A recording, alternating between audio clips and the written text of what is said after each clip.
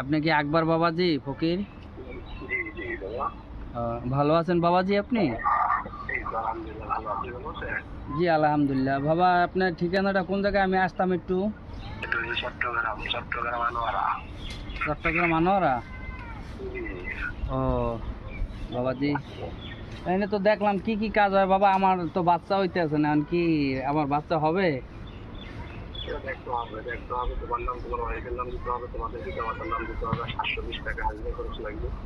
কত টাকা, কত টাকা হাদিয়া লাগবে বাবা?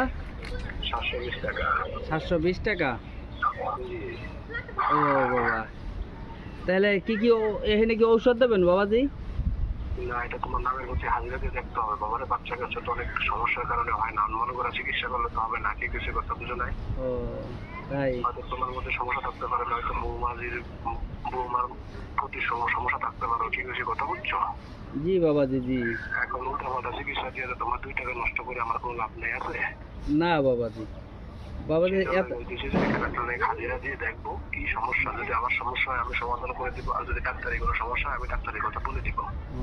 আচ্ছা বাবাজি, আরেকজনে বলছিল যে আদাত গরুর লাত বুড়ো মশের পাত্র, ওদের একা বাতাসের গুড়ি লেওয়া বুড়ের গু কষ্টমের ছাল, এটি খাওয়াইলে বলে বাচ্চা হইব।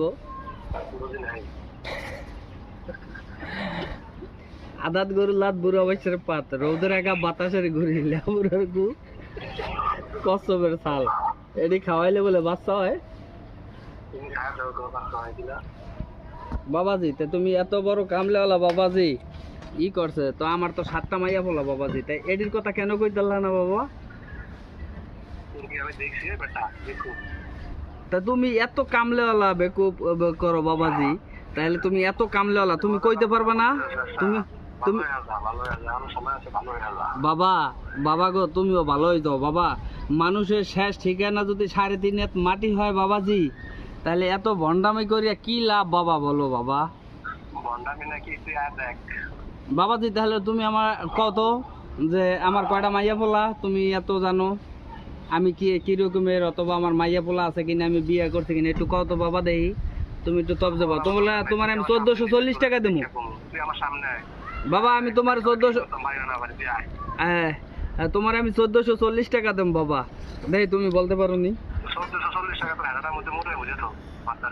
হ্যাঁ বাবা, বাবা তোরে আদাত গরু লাত বুড়া বয়সের পাত